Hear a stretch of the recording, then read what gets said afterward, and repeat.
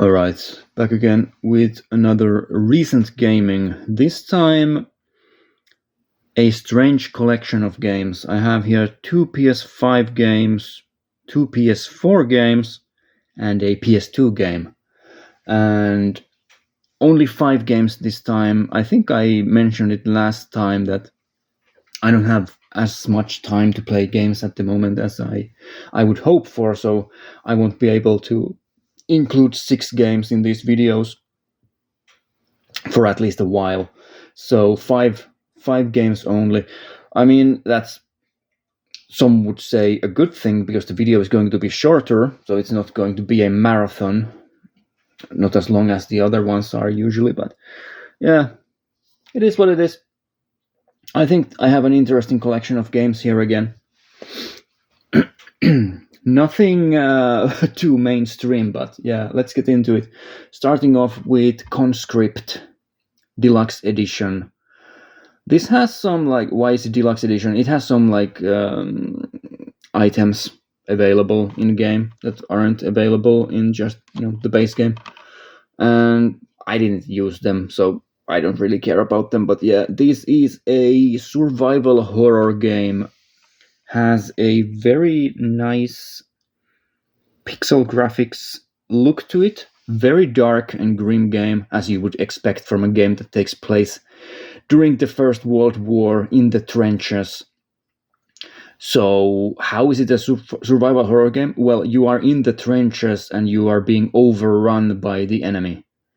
And you are left behind there with most of the other soldiers dead or having fled.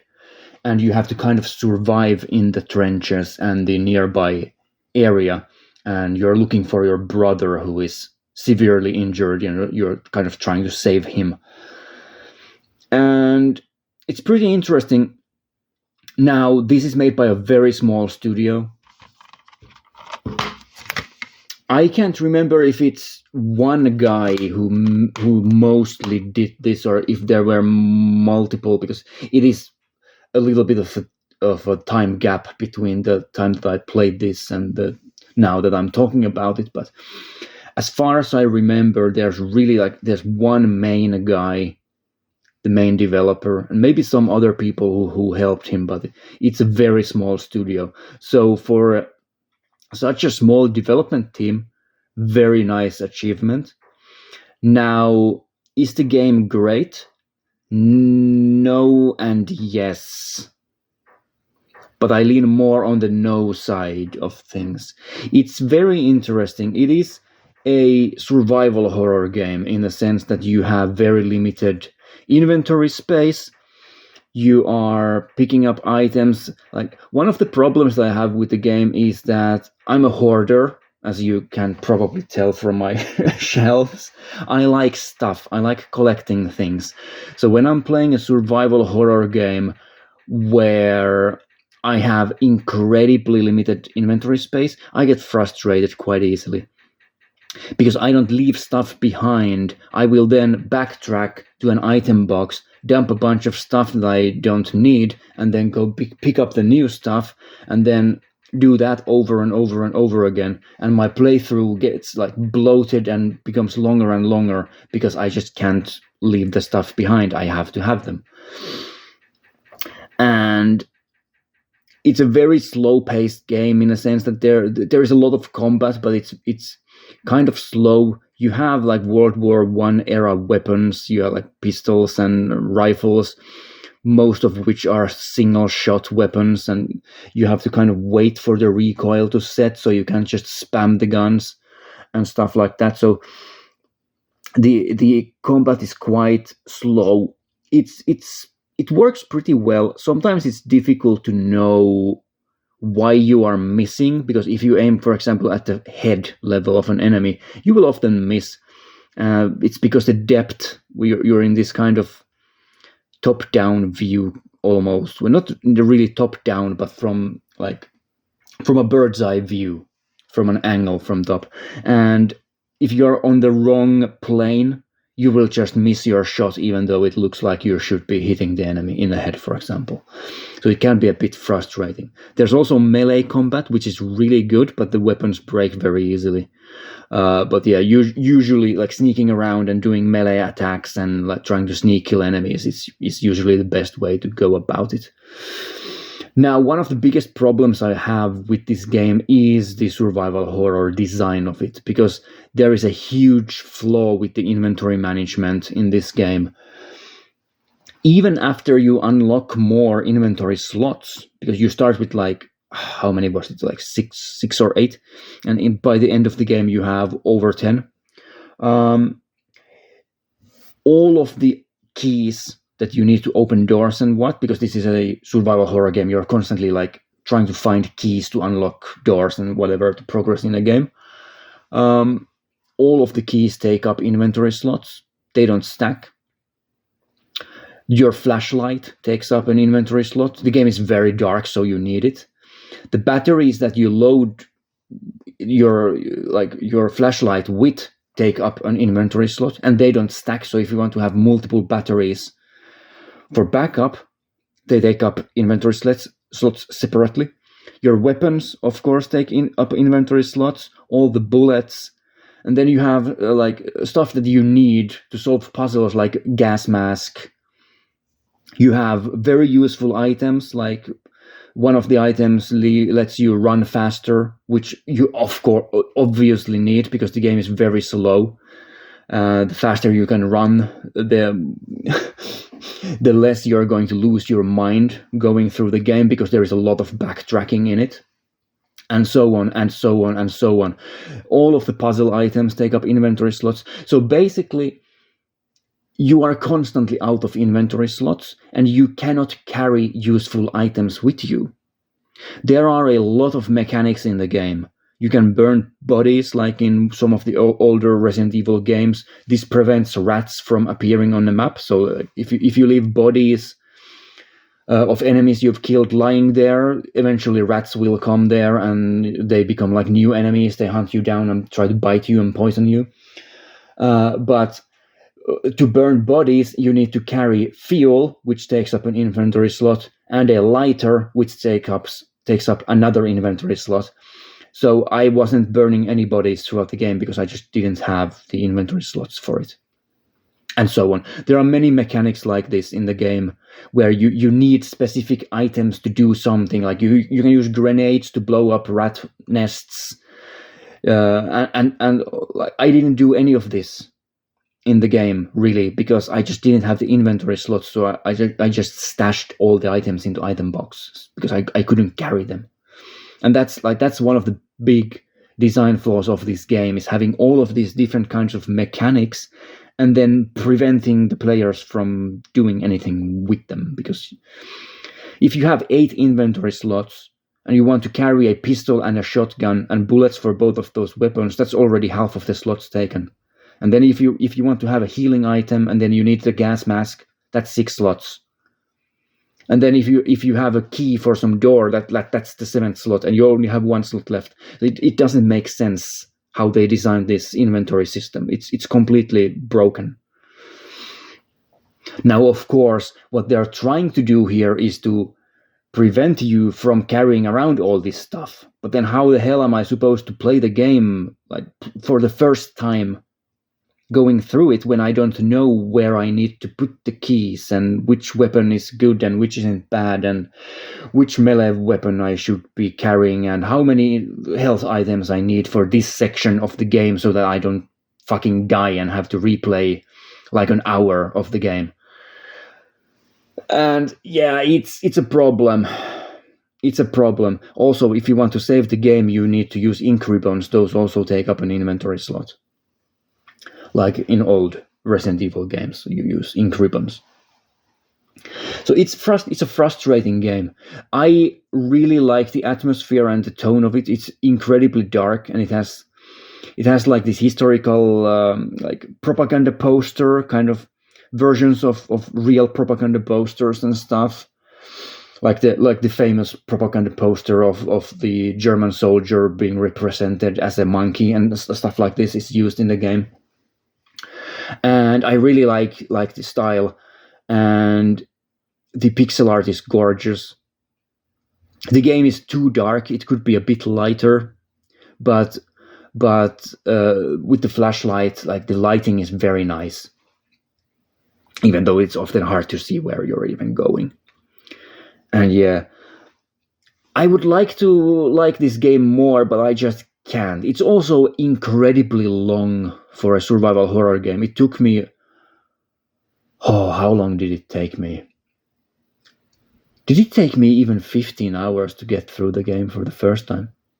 Was it even longer than 15 hours? I can't remember. It was more than 10 hours, that's for sure. And that's too long for a indie survival horror game with interesting ideas, but kind of, at times, not great execution. So yeah, Conscript.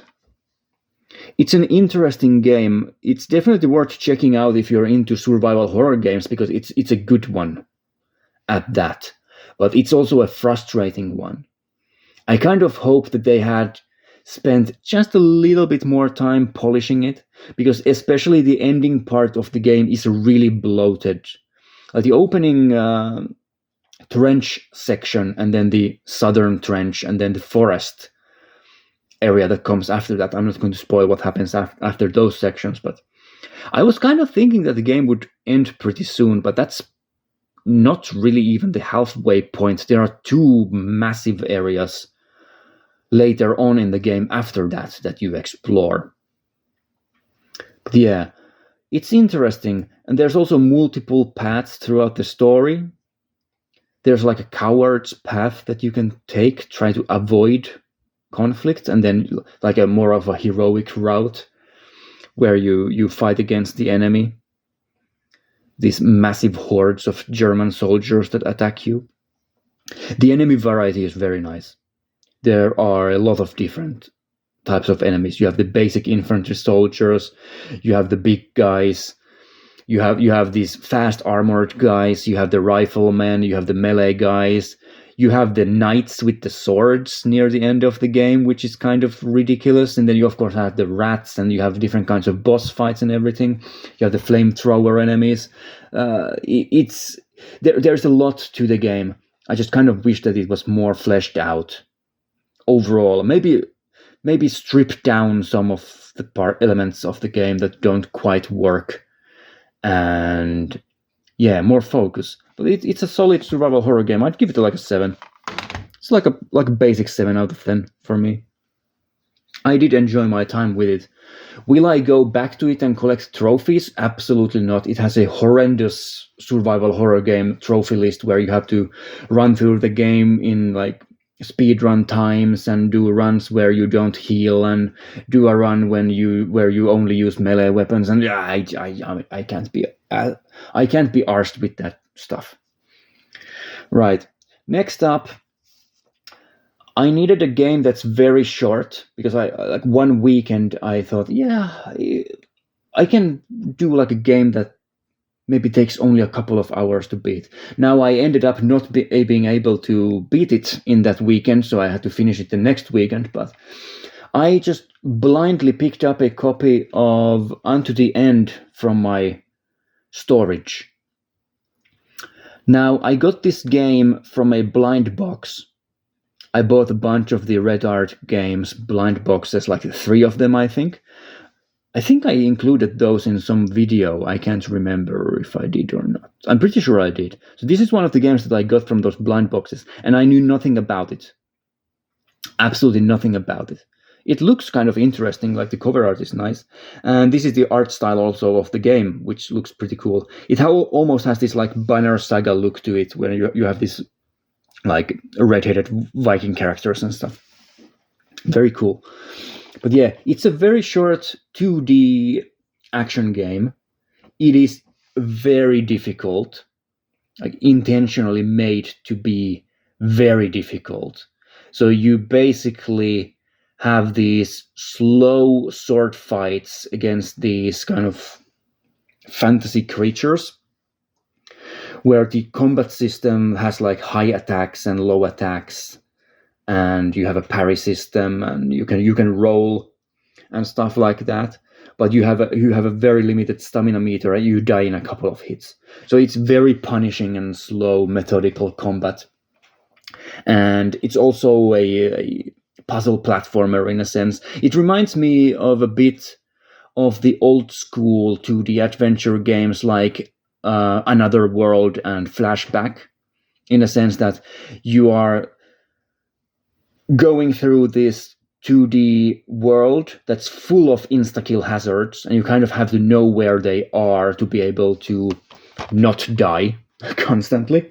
So it's kind of this trial and error 2D platforming thing with really difficult and very fun, intriguing combat included in it. So you are this Viking character, you're trying to get home. You are hunting and you fall into this cave, and you have to like get out of the cave and get through this hostile landscape with these different enemies. Like you have the cave dwelling creatures, and then you have this some other tribe that's very like into warfare, let's just put it that way, very brutal, violent other tribe whose members are trying to kill you. You have to fight back and escape and get back home to your family. And the game, if you're good at the game, it only takes like less than an hour to beat it. It's very short. It took me like maybe 3 or 4 hours. I took my time. I tried to do some trophies. I didn't get the platinum trophy because I would have to do a completely like new full run of the game and do some side mission stuff. There are some obscure side missions in the game where you can't really communicate with other characters in the game, but there are NPCs. So you kind of have to know which items to give enemies, sometimes enemies, but sometimes friendly NPCs, to like avoid combat, not fight against them, and kind of trade items with them. It's interesting. It's weird. But yeah, I of course didn't know about all of that stuff when I was just playing through it blindly. So I would have to go back to it.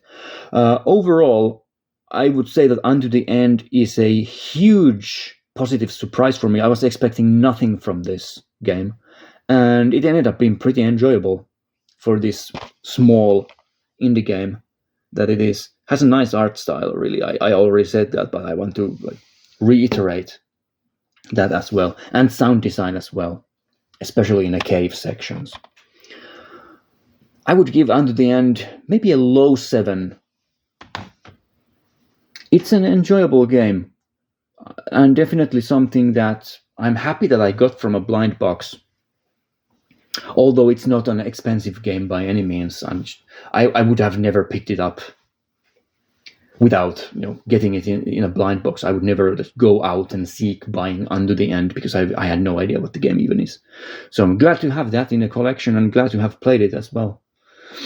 Next up, for the third game, is the remake of 13. This is the PS2 era FPS game based on a comic book, which I also do have. I should have picked it up from my shelf and brought it here. I forgot, and I'm not going to get up to get it. It's not that important, but yeah, it's based on a comic book, and that's why it has this comic book style to it. The comic book is pretty good. I've read it, and it's interesting. It has this assassination stuff going on. Like you are this character who has lost his memory, and you kind of figure out that you are part of this assassination plot and whatever. And it has this conspiracy theory thing going on with these high-ranking U.S. officials like trying to plan a coup, take over the United States, and so on. And you're kind of trying to work against that. But I don't want to spoil the storyline because it's interesting.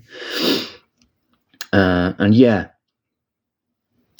Now, this game was very controversial when it was first launched on the PS4 because it was completely broken, like the version. Now, years later that I'm playing it, after it was launched, everything is fine, I guess. Also, like the steelbook is really cool that they have for this, and they have these art cards and everything here for this game. Now, the game itself is a PS2 era first-person shooter. I will talk about all the problems that the game has in just a moment. I'll talk more about just the base game, like without any of the controversy yet. So the base game for the PS2, which I also have a copy of here. I haven't played this PS2 version. I did check it out after playing this, just do a little bit of comparison. I ran through the first mission and so on in this PS2 version of the game. But it's a PS2 era FPS game. It hasn't aged perfectly, but it's fine. It plays pretty well. It has some fun levels, some not so fun levels. Very straightforward level design for the most part. It does have some stealth sections, kind of, but the stealth doesn't really work that well. Because the enemies can just, if you shoot an enemy, like silently, if someone sees even a pixel of the body, they will immediately get alerted, and then it's just full on, just shoot everyone. So the stealth sections aren't great, and I wouldn't recommend going for them, really. It's much more fun to just kind of try to kill a couple of enemies stealthily, and then when it inevitably goes wrong, just blast everyone. But I appreciate trying stealth stuff. There are also some missions where you have to do stealth, which are quite frustrating, I have to say. The weapons are just basic. You have a couple of different pistols, a couple of different assault rifles and shotguns and stuff. And it's not anything special. It's fine, I guess. Now, some of the problems with the game, this version specifically, is that when it was launched, it was completely broken. It had huge amounts of bugs. Like graphical bugs and AI behavior and whatever. The AI is pretty bad anyway, but it was even worse apparently in the original version. And they also removed many of the visual elements of the original game. Like they didn't have as much of a comic book look to it, which is a bizarre choice for a remake of a game that is originally made specifically to look kind of like an action comic book, because it's based on an action comic book, and they removed that stuff. Why? I can't even imagine the reasons for that. But this is not anymore the case. Like, the publisher realized the mistakes that they had made, and there was a newer version of this released, which had many of the problems fixed. Now, is it still perfect? No, it doesn't. It doesn't look as good as the PS2 version of the game, which is kind of hilarious. Because the PS2 games, of course, because of the limitations of the machine, it's very comic book style. It's very stylized to kind of mask issues. Like, you can't go for realistic graphics on a PS2, really. So it's very cartoony on the PS2, and it's not so cartoony here, even after the changes that they made. And it's strange because they could have just used the obvious comic book style. This very striking, unique comic book style that this game has. Like, if you look at the back cover, you can see some of the design here. It has very much this cel-shaded, very stylized comic book look to it, with these comic book effects, and you have even these panels, if that will focus. You have these panels, like these dead animation panels. These apparently weren't at all in the remake originally. They were added into it, which is a nice touch. So whenever you headshot an enemy, you sometimes get this comic book style 3-panel rendition of that headshot and stuff like that. So many of these elements were removed from the remake, but and then kind of put back in, but not really. And yeah, I think 13 is just a fine game. It's all right. Like, if you skipped this remake originally, because of all the negatives. Many of those have been fixed. The game runs pretty well. It did crash a couple of times for me. And some of the levels are kind of strange. They're very open, but then nothing happens. You have to go to specific spots to trigger things, but if you go to the wrong spot at too early, like nothing happens. It's kind of strange, and it is a pretty janky PS2 era FPS game that hasn't really aged perfectly. But it's fine. It's pretty fun. I had a good time with it. I finished it in 2 days. It only took like 6 or 7 hours for me to do so. Grabbed some trophies. I can't remember if I got the platinum for this or not.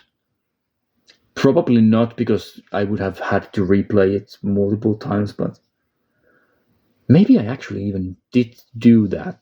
There are some collectibles that you have to find here, and I did want to look for the collectibles because they unlock parts of the story. Like you can read more about the story if you get some of the collectibles and stuff like this. So, and you get information on the characters and everything.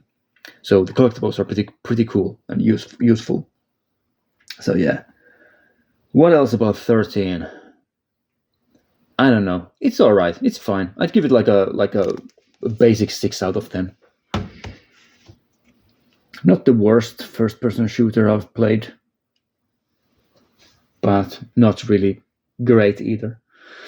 Right, and then for the second PS5 game, I played through the making of Karateka.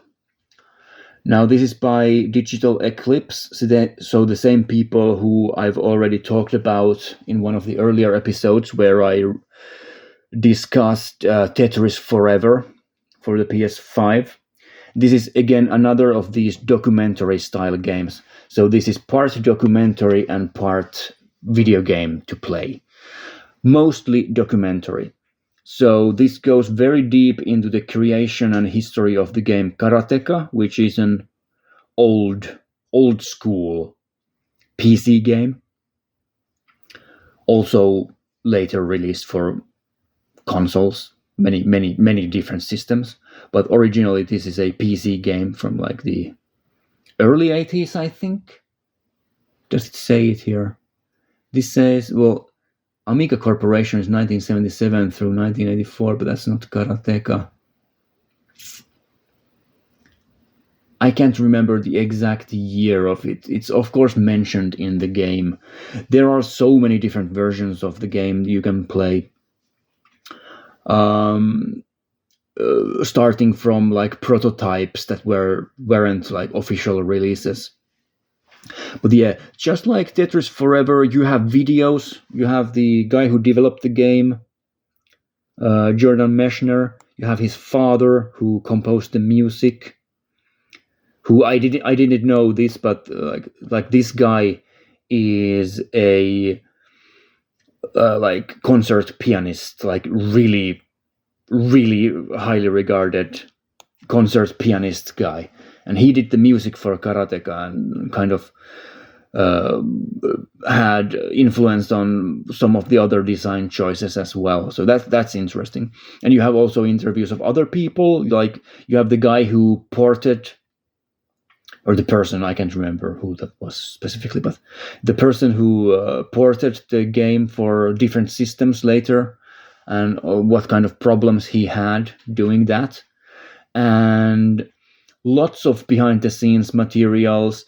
Like you have very detailed explanations on how the animations were done for this game, because this used a technique where Jordan Mechner filmed real people like running around and doing stuff, and then drew the pixel art on top of those real videos to get like kind of an illusion of real lifelike movement in a game, which is very groundbreaking for an early game like this. It was, of course, like it was a technique that was used by other people as well, but in video games, in such an early video game, that's kind of groundbreaking. The animations look really nice in Karateka. I have to say, like it worked really well for this game. And yeah, it took me, how long did it take me? Like maybe 5 hours to get through the whole thing. I didn't do all of the trophies because that would require me to do all of the different challenges in Karateka Remastered, which is ridiculous. Like there are so many challenges. But yeah, you have the different playable versions of the game. So just like in Tetris Forever, you have different versions of Karateka. Now, of course, here the different versions are very similar to one another. Like you have a prototype of the game, maybe even a couple of different prototype versions, and then you have many of the official releases for different consoles, and then there is also a remastered version of the game just for this release, and that is the best version of the game, the remastered version. That it has the original Karateka game, but then included in that some ideas that weren't in the original game, that were kind of cut out of the original game. They have been reinserted here into this remastered version. That's kind of the definitive version, the true vision. Like if Jordan Mechner could have done everything he wanted with the game back in the day, this is probably the closest to what that would look like. And it's fun. Some of the parts of the game that are playable are awful because there's so much like input lag, and the controls are sometimes completely mapped differently from the original version of the game, and just some of the versions just don't feel good to play. But the prototype by the developer is very fun. It's short and fun.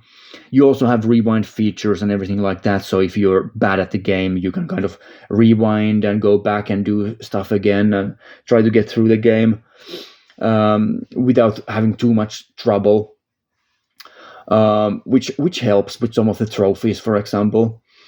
But yeah, I really enjoyed playing through the remastered version. The combat system of Karateka is surprisingly deep for an early game like this. So you have high kicks, mid kicks, low kicks, and then you have punches, and you can walk and run, and it's very much based on positioning. So you are like it's a 2D, basically a 2D fighting game where you have to go through these different stages from left to right and try to save the princess, like as it usually goes in these games. And it's fun. It's fun. Like it's really fun. Now, I've never played Karateka before, and I really got into the game only when I played the remastered version. So the earlier versions of the game, I don't like how well have those aged. Some of them very poorly, some of them better than others, but it's the remastered version of this. Like that's the good stuff here. Like for me, for someone who doesn't have an attachment to like Karateka as a game, like it doesn't really mean much to me on a personal level. I don't have a history with the game, but it's an interesting part of video game history. The developer is very likable, and his father is great as well. He goes really in depth with how he composed the music for Karateka. It's also really groundbreaking, the soundtrack for this game. Different techniques that he used to create this video game music with very limited possibilities for what they could do with these early sound chips and whatever. Yeah, the making of Karateka, if you're into documentaries and video game history, or just like Karateka, or just like fighting games in general, like this is an essential pickup. Personally, I prefer Tetris Forever because for me Tetris is a much more personal and important game. But yeah, I enjoyed my time with this. I would maybe give making of Karateka like 7.5, maybe a low 8. It was enjoyable. I did enjoy my time with it. And then to end the video for the fifth one, and again, it's kind of funny. I thought that this would be shorter with 5 games only, but I've rambled on about these games for almost as long as I usually do with 6 games. Now that I kind of feel that I don't have any time pressure, I'm just talking more about the individual games. So yeah, fifth one, I played the PS2 game Gitaroo Man that I picked up, I think last year. It was in one of the collection update videos.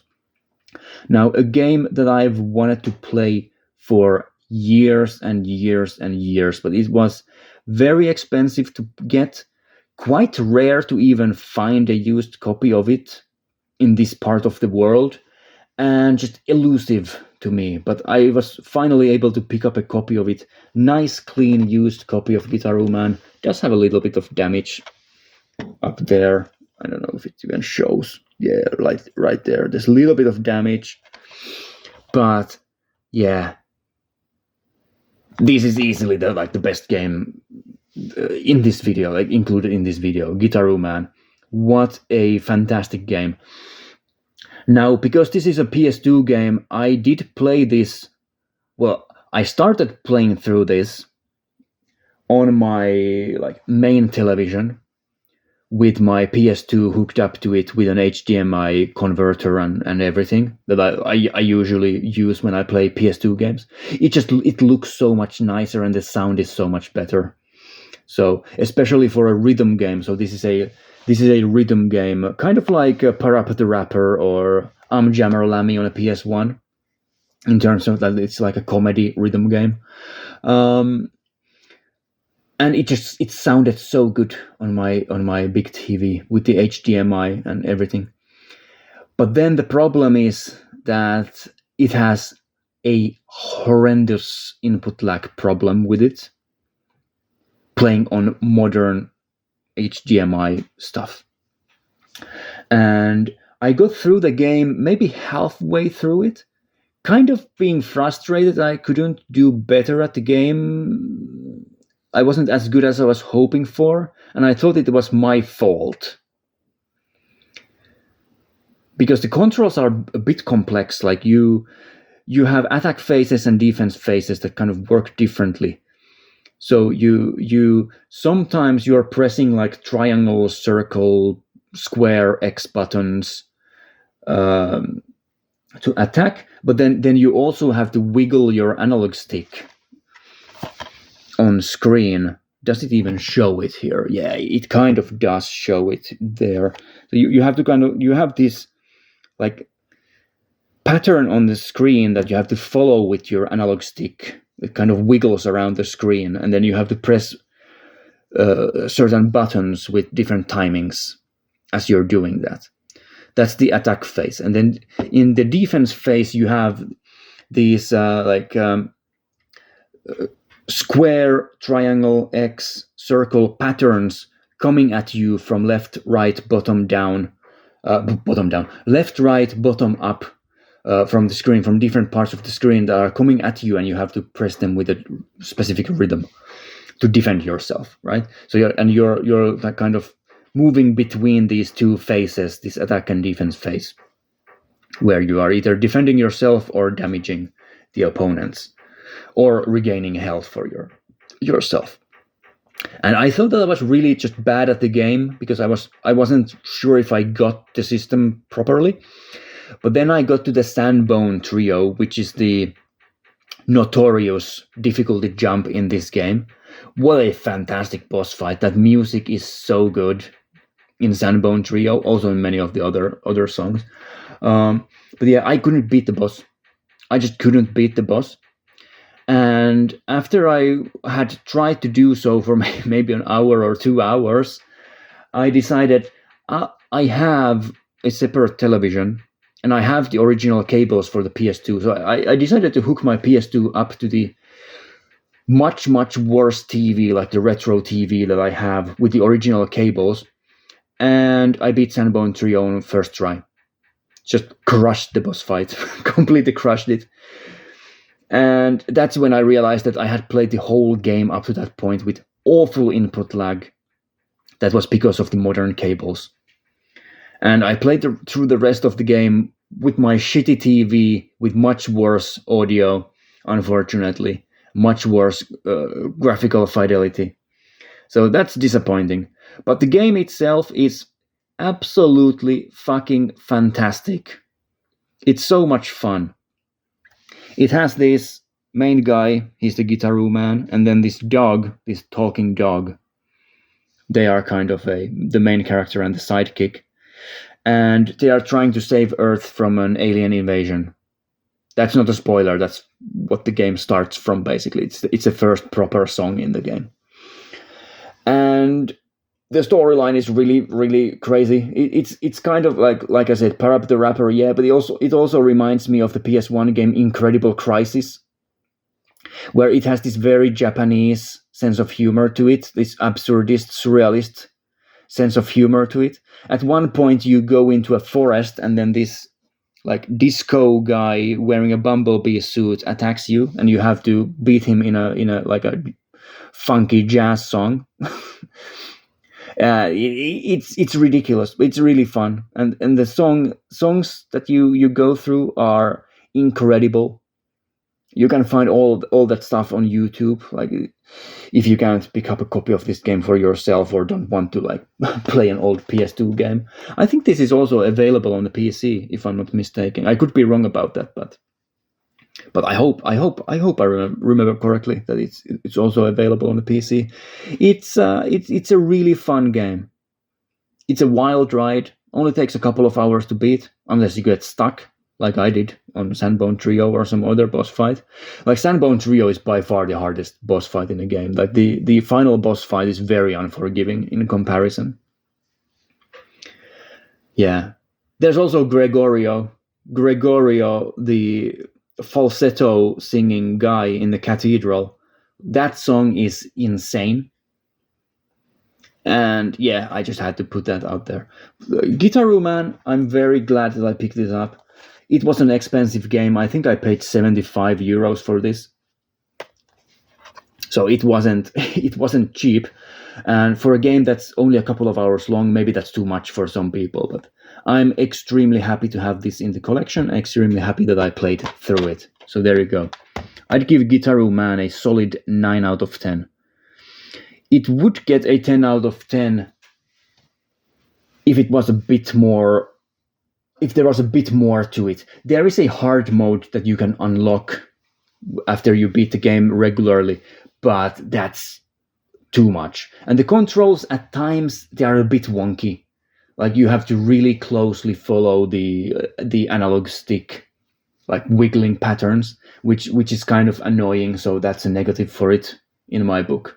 Like, the controls aren't perfect, which for a rhythm game is quite a big problem. Like, even without any input lag, the game is still not easy by any means. It's quite difficult, and it's in part because the controls are a bit convoluted and not like really accurate enough, in my opinion. But yeah, so that's what I played this time. I guess I'll do it like this. Gitaroo Man has such a nice cover. I'll do it like this.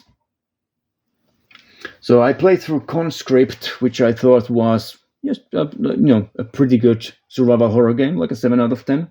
Under the End, a 2D action platformer, complete surprise for me. Very, very positive surprise. I'd give it like a low 7 as well. 13, a remake of a PS2 game that looks worse than the original PS2 title, which is really hilarious. I just can't get over that. But it's fine. It's a PS2 era FPS game. It's not anything special. Like a 6 out of 10. The Making of Karateka, interesting part of video game history with Karateka. And yeah, like a 7.5, maybe a low 8 for me. Fun game, Karateka. And the documentary bits are also good. And then Gitaroo Man, fantastic rhythm game with some problems, some which are in-game and some which are on my part. But there you go. 9 out of 10 for Gitaroo Man. So yeah, that's the stuff that I've played recently. 44 minutes. That's pretty good. So yeah, I'll be back again next week for something else. Bye.